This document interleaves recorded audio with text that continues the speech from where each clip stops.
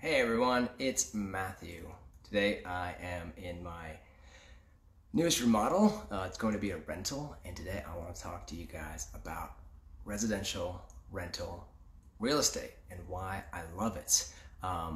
It can be amazing. So here's the deal. Why do I love rental real estate so much? Well, believe it or not, I don't have a pension. Some people do. That's great. That's awesome. You can count that, take that to the bank. Some of us who don't have that blessing, we need to figure out a way to make money for us when we don't want to work anymore, right? When retirement happens, we want to provide for ourselves and our families down the road. And so rental real estate can do just this for you. It is a stream of income. The amazing thing about rentals is that everyone needs a place to stay. It's just the truth. You gotta put a roof over your head. You gotta put a roof over your family's head, or the only other option is live under the bridge at Tejon. Probably not the best option. So everyone needs a house, and so that's why there's always a need and a tenant basically that can give you money and rent out a house. So what are the economics? Why is it so amazing, Matthew? Well, a couple different things. First off, the power of leverage. When you buy real estate, you get to leverage other people's money. In this case, it's the government's money. It's the bank's money. It is backed by the federal government, and you get the privilege of buying a house with a 30-year mortgage.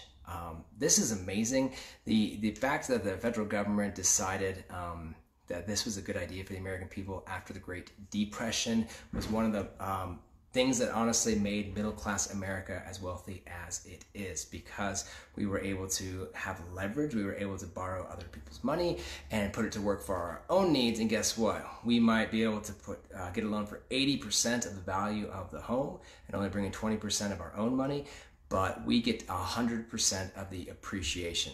So just sit back and think about that for a second. The government doesn't come knocking. The banks don't come knocking when you come to sell and say, hey, where's our share of your equity? Or where's our profit in this?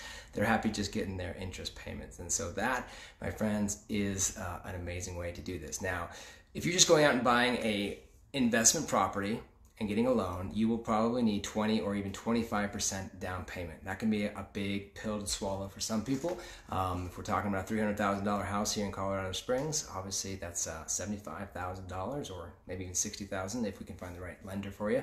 That's a lot of cash to put at risk, or not at risk, but just at work for you. So a lot of times people end up stepping stoning the process. So they use a loan like an FHA loan that only requires 3.5% down, gets into the house, live in it for a year or two, and then basically turn it into a rental and move on to the next house using another FHA or low down payment program. And so now they have a very little bit of cash invested in their rental property.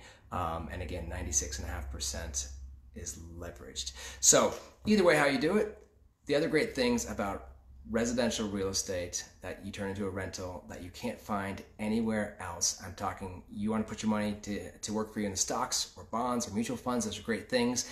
But here are a couple of the benefits to real estate. One, depreciation on taxes. And I got to tell you, you should probably talk to your accountant, but this is how it works. You are allowed to depreciate 1/30 of the value of the property every year.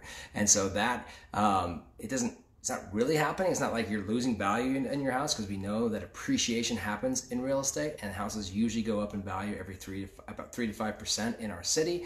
But according to the IRS sees this house as a tangible physical building that will just decay over time. So if nothing ever gets done to it in 30 years time, you got to start over. At least that's the way they see it in the code. And so what that does is you get income coming in from your rentals, from your renters, I should say. Let's just use some numbers here. Let's just say you rent out a house at $2,000 a month. So that's $24,000 of income a year.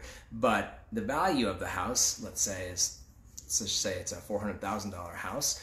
You get to take 1/30 of the property, of the house value. You take out the land value. So let's just use nice numbers and say the land is worth $100,000, the structure's worth $300,000. Well, 1/30 of that is $10,000 a year. You get to depreciate. So $24,000 coming in from the rental side, but automatically you get to depreciate $10,000, so to the IRS, you only made $12,000, even though you put $24,000 in your bank account. Obviously, you have a mortgage, so that is part of the equation, but it usually nets out where you don't pay money in taxes at all per year, but yet you get the income coming in. So that's called depreciation. It's awesome.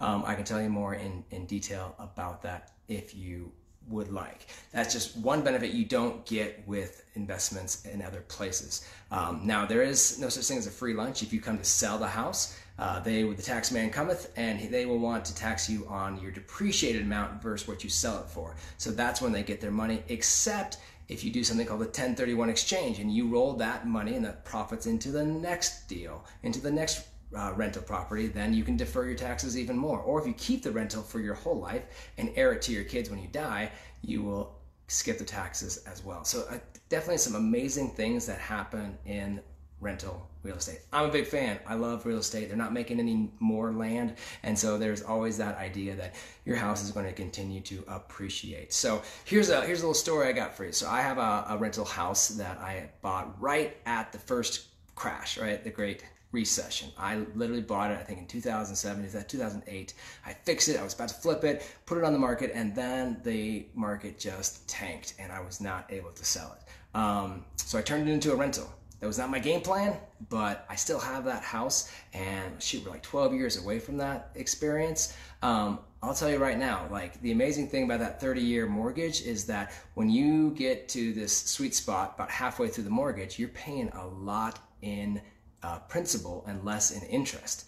This is really cool because, well, I'm not paying it, my renters are paying it. So like, let's just use these numbers. I think my payment is about $1,500 a month on that house. I'm getting about $2,000 in the door from the renters. And so I'm already pocketing $500 a month in just extra money, but my renters are paying about $500 a month towards my principal. So really, the way I see when you pay down your principal, you're just paying yourself, your future self, money, because it is a forced savings account. You know, it's a debt that you have. You're paying off that debt, but you will recoup that when you come to sell the house. And so that's about $1,000 a month off this one property.